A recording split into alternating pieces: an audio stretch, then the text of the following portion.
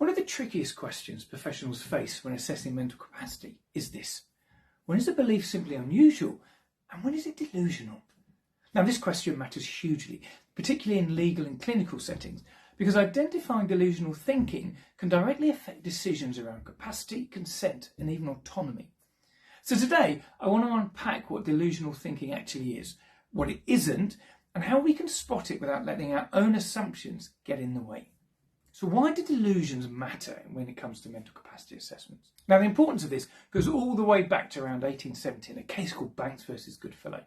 Now, this case was in relation to a will, and the resulting judgment tells us that for testamentary capacity, a person must not be suffering from an insane delusion that influences the will they make. But what does that really mean in practice? Well, let's start by defining what we mean by delusional thinking. Now, according to the ICD-11, a delusion is 1. A firmly held false belief that is not shared by others in the person's culture. It's not open to challenge, and it remains fixed despite clear evidence to the contrary. So delusions then are typically certain, very concrete, they're rigid, so there's no flexibility, and they appear to be immune to evidence. But it's just as important to be clear about what delusions are not. Believing something unusual, unpopular, culturally different, or even just simply wrong does not automatically mean that somebody is delusional. And as professionals, we must be very careful not to confuse a difference or eccentricity with pathology. Now, I want to give you a word of caution about how our own assumptions can affect us.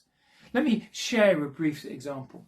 So years ago, I supported a woman who had a diagnosis of paranoid schizophrenia, who was extremely distressed because she hadn't received an invitation to a royal wedding. And I assumed this was part of a delusional belief system. However, a few days later, it arrived, simply being delayed in the post. And that is always a powerful reminder to me to not allow my assumptions to mislead me. Now, delusional beliefs often fall into distinct categories. So we have persecutory, they're watching me, they're trying to harm me. We've got grandiose, I have special powers, I'm a divine mission. Somatic, there's something seriously wrong with my body, and doctors who say otherwise are lying. We have jealous, my partner is cheating and I just know it.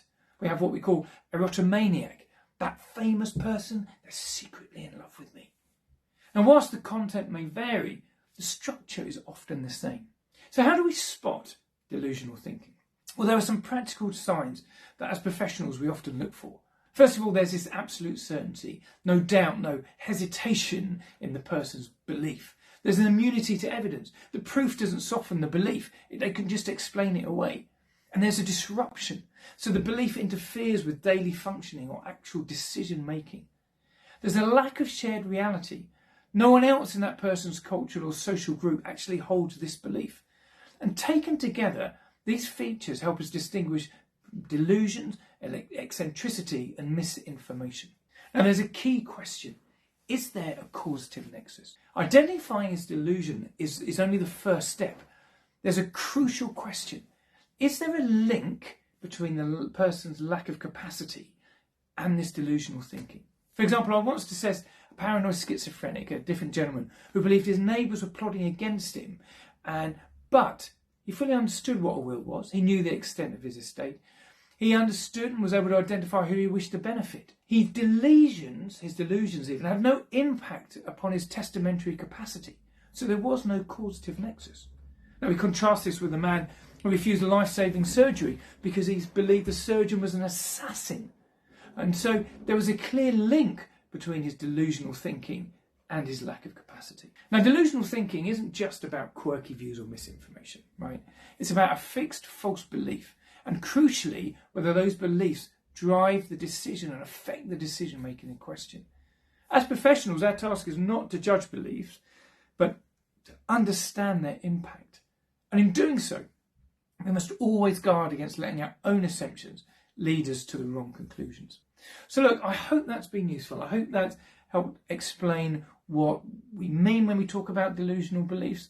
I hope it shows you how, when we think about it in terms of mental capacity, what we're looking for once we've identified the delusional belief is actually its direct impact upon that person's ability to understand relevant information, to be able to weigh it up, to be able to use it, and to be able to communicate.